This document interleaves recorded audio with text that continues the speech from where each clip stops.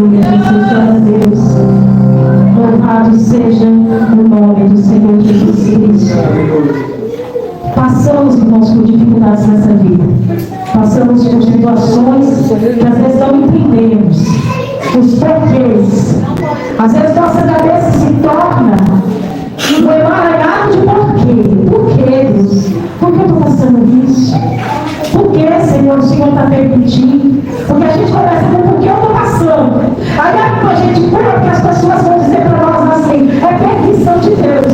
Aí a gente não satisfeito vai falar para ele, então por que você permitiu? Por que o Senhor está permitindo que isso aconteça na minha vida? Mas o Senhor nessa noite ele diz que Ele está no controle. Que há um tempo determinado para todas as coisas debaixo do sol. E que o tempo dessa prova cessar está chegando. Que o Senhor diz que ainda que no momento da lágrima rolando era só você e Ele disse que era o suficiente. Que às vezes nós colocamos diante de Deus assim, eu estou tão sozinha, não tenho ninguém neste mundo no meio da multidão. Mas o Senhor diz, em nenhum momento eu te deixei só. Em nenhum momento eu te abandonei. E em nenhum momento eu perdi o controle da tua vida. Atos capítulo 26, eu disse, né? É capítulo 27, irmãos. A hora não nos aguarda. No versículo 13, na palavra do Senhor, diz assim: soprando brandamente o vento sul. E pensando eles ter alcançado o que desejavam, levantaram a âncora e foram costeando mais de perto da ilha de Creta. Entretanto, não muito depois, desencadeou-se do lado da ilha um tufão de vento chamado Euroaquilão, e sendo o navio arrastado com violência, sem poder resistir ao vento, cessamos a manobra e nos fomos deixando levar. Amém? Essa passagem é bastante conhecida. Quando Paulo está viajando preso naquele navio, e os ventos começam a soprar contrário, e os ventos começam a dar de uma forma tão forte. Se levanta uma tempestade no meio do mar, e a embarcação do servo do Senhor se encontra. Passa por este processo. Eu quero essa noite entender dentro dessa passagem que na vida do apóstolo Paulo não era diferente que na minha e na sua vida. Este homem já estava dentro daquele navio preso, mas como se fosse pouco para uma tempestade. Como se fosse pouco a tempestade alcança o navio. Como se fosse pouco.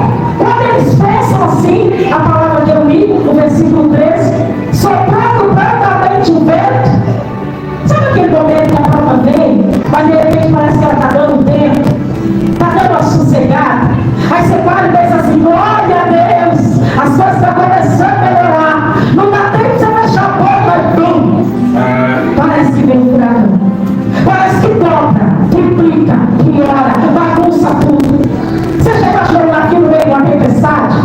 Mas o interessante, irmão, dessa passagem é que dentro deste navio estava um homem de Deus, um homem que levava a palavra, um homem cheio do Espírito Santo de Deus, para nos mostrar nesta noite que nós não devemos perder a nossa fé, a nossa esperança. Não é porque você está cheio do Espírito Santo, não é porque estamos na presença dele, não é porque estamos fazendo a sua vontade, que as forças da natureza vão parar de existir. A tempestade continua vindo, os ventos contrários continuam vindo, mas dentro daquele navio, no meio da pior situação que o homem pode enfrentar, Paulo olha para todos aqueles homens. Se você ler a passagem da sua casa, e ele olha para todos aqueles homens e diz: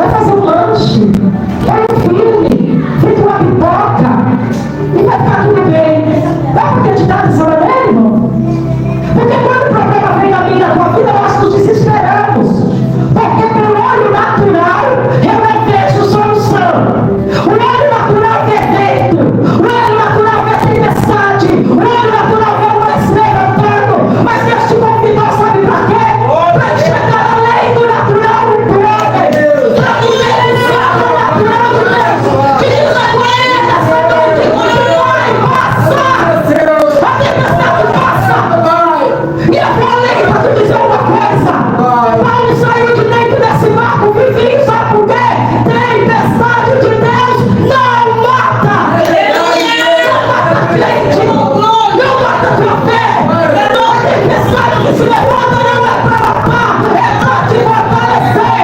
É para te mostrar que é o Deus do caminho, que é o Deus da direção deste barco. Porque é fácil, mas quando o vento está permitindo, soprando fácil. A gente pensa que a gente sabe tudo. Sabe o que a palavra diz? Que quando o vento começou a soprar devagarzinho, eles pegaram ele do navio e falaram: agora a gente vai para lá que a gente é. Porque o vento está favorável. É assim que diz: o vento está favorável por ele. E o Senhor diz: não, não foi para isso que eu te chamei, não. Você vai construir por onde eu andar. Você vai andar por onde eu ordenar.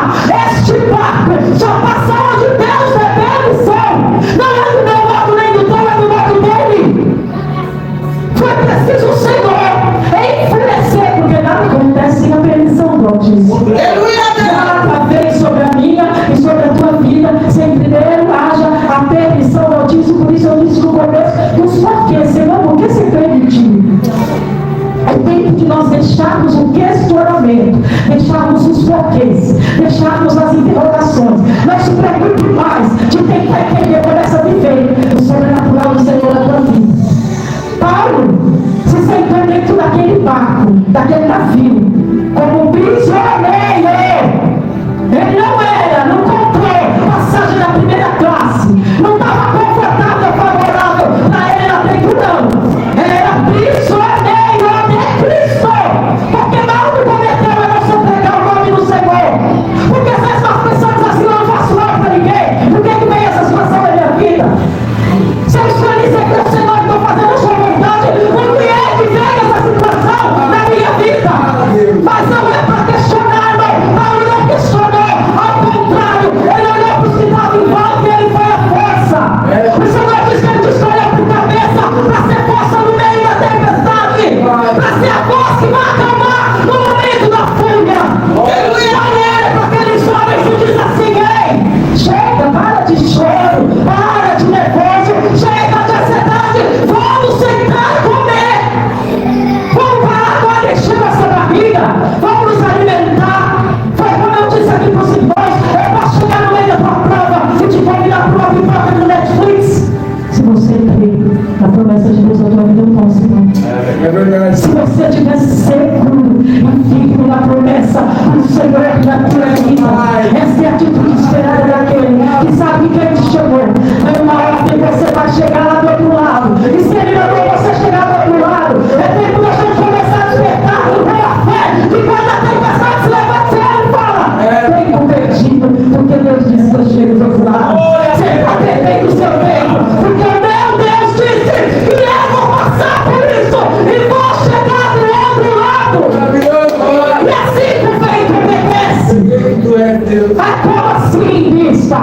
O vento obedece a voz do Senhor, aquele que disse que se creres para as obras maiores que a Deus. E se você tiver fé para a obra maior que a dele, então se você tiver fé, começa a ordenar: cala a boca, vento. Chega de soprar, chega de querer fazer bagunça, chega de balançar as águas. É tempo de água tranquila sobre a sua vida. É o que o Senhor tem preparado para passar para o outro lado. Não é, irmão, que tem algo errado, que eu estou fazendo algo, não, irmão. É preparação. Eu estou com meu neto lá em casa, 19 aninhos. Estava conversando ali com meu esposo. Que coisa linda ver aquele moleque levanta 3 horas da manhã. Chega em casa 8h30 da noite. Come, engole comida dele e apaga. Parece um velho sem tanto sono. Mas é cansaço. Que ele sai do quartel ele vai para o serviço, do serviço ele sai, vai para o curso. Porque ele está fazendo o quê? Se preparando para o futuro.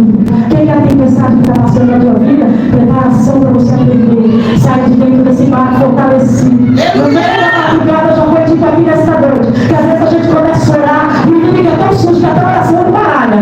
Ele é tão sujo que até a nossa oração ele baralha. Você está no joelho para orar, você está orando e começa: meu Deus, será que eu não orar? Será que eu esqueci? Está ligado? Ai, Senhor Jesus, então, Deus, eu estava falando aqui, meu Deus do céu, mas será que é assim que o inimigo faz? Para quem está confundindo, não tem problema não. Porque a palavra do Senhor diz que o Espírito Santo de Deus, ele entende a minha oração, até quando eu estou gemendo, ainda mais quando eu estou pensando. Se eu gemo, ele entende. Imagina o que for dentro do coração. Chega lá no trono e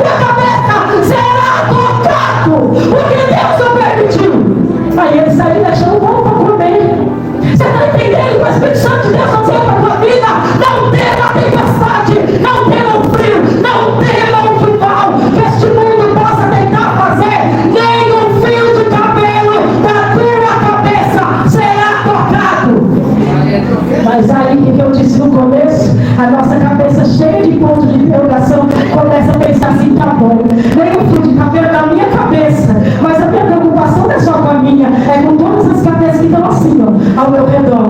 Paulo já podia ter descansado na primeira vez que o anjo disse que ninguém tocaria nele, mas ele continua a sua intercessão. Aí o anjo olha para ele e diz assim: nem de um daqueles que estão contigo eu não tenho direito de mal pode. Olha o trabalhar de Deus no meio de um calabouço, na mais profunda escuridão de uma prisão, no meio de uma tempestade, como vem soprando contrário, a tua promessa continua de pé. E o Senhor diz: não toca nem você e nem quem está contigo. Aleluia! É por isso que o apóstolo sai do dentro daquele calabouço e diz: vamos comer. Eu estou com fome. Ele chama a vida. Irmão, não é que nós não enxergamos os problemas que nós temos na vida, é que nós sabemos que quem tomou a direção da nossa vida não é o destino, não é o caminho, ele te guia por águas. Se for tranquila, você chega, mas se a água ficar revolta, você vai chegar do mesmo jeito, porque Deus não erra a direção. E se ele te prometeu que você vai passar para o outro lado, você vai alcançar a beira deste mar e chegar a colocar o teu pé em segurança. Às vezes pode acontecer, como aconteceu na vida do apóstolo, que foi preciso no meio do caminho. Às vezes o que dói com a gente é isso. O pastor no começo do culto falou: não é sobre Deus e o seu poder, às vezes é sobre nós. Para que se cumprisse, foi necessário no meio do caminho dizer: isso aqui é só peso, isso aqui também é peso morto, isso aqui eu não preciso mais carregar, porque estava só fazendo peso no navio. Você está entendendo? O que for peso na tua vida, Deus tira. O que te atrapalhar nessa caminhada, o Senhor rompe a barreira e te mostra, e você lança no mar. Que barreira é esse? O mar do esquecimento, para que você possa caminhar tranquilo, confiante apenas na obra que o Senhor teve. Paulo sabia que sobre a vida dele, depois de tanto que ele tinha aprontado, mas agora ele vivia debaixo da promessa. E quem vive debaixo da promessa, irmão, o inimigo, eu não vou dizer nunca aqui para ninguém: irmão, essa prova vai passar e depois vai ficar tudo bem. Não, irmão, essa prova vai passar e vem outra. Mas de cada prova que você sai sendo aprovado, você sai montado, renovado, fortalecido, aquecido. Sabe quando você chegar naquele ponto que a palavra diz assim: vai lançar o servo de Deus na fornalha, ao Senhor vai mandar. O que a gente pensa? Vou mandar o filho dele, o servo, a serva dele, para dentro da fornalha. Olha o crente pensando: ah, o meu Deus vai fazer esse povo ficar melhor. Olha o inimigo, aquece 7 vezes mais. Aquece 7 vezes mais. Mas nenhum fio de cabelo da minha cabeça será tocado. Porque no momento que a gente pensa que não está com ninguém vendo, no momento que a gente pensa que não tem saída, o Espírito Santo de Deus vem em teu socorro, segura na tua mão e te fortalece. E aí o servo do Senhor se levanta e diz: vamos comer. Sabe por que eu quero comer? Sabe por que eu vou sair desse culto e vou assim começar a aproveitar cada segundo que o Senhor me der na vida? E nos momentos da oração eu vou adorar, nos momentos de oração eu vou orar, nos momentos para a igreja eu vou para a igreja, mas no momento que eu quiser colocar minhas pernas para cima, eu vou e vou olhar para a cara do inimigo e vou dizer: faça a tua parte, porque o meu Deus está fazendo.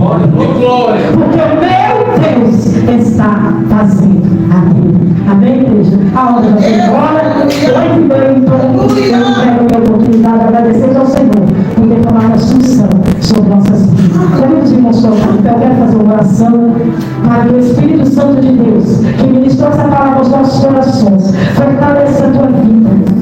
Pai, toca, Jesus querido, em cada um dos teus filhos nessa noite. E como a tua palavra foi entregada, como a tua palavra foi derramada no céu sobre a tua igreja, papai, eu quero declarar a tua unção sobre a vida dos teus filhos.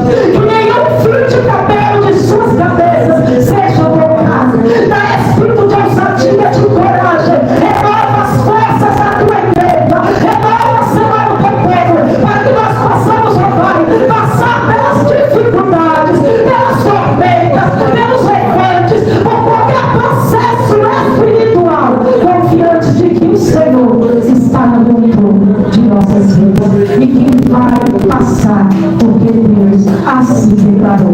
Eu te agradeço, Jesus, e te peço. Continua, Pai, trabalhando, ministrando. Não deixa, Senhor, o inimigo roubar o entendimento que a tua igreja recebeu neste momento. Grava essas palavras, Senhor, Deus querido, na tábua do coração da tua igreja. Deus está contigo. Este mar que se levantou vai se acalmar, porque o teu Deus tem cuidado de ti. Em nome do Senhor Jesus, eu declaro sobre a tua igreja, Pai, as tuas bênçãos, e agradeço pela oportunidade das palmas do meu serviço.